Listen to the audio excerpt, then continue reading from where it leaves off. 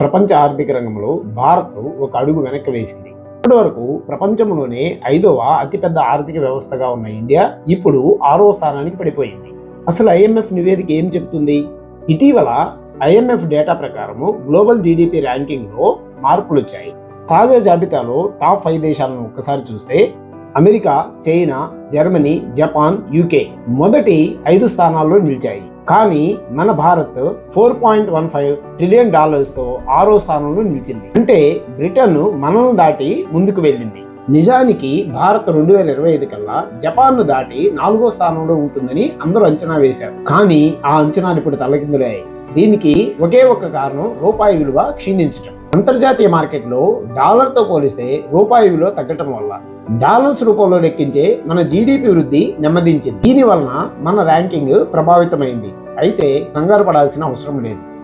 ఇది కేవలం కరెన్సీ హెచ్చుతగ్గుల వల్ల జరిగిన మార్పు మాత్రమే.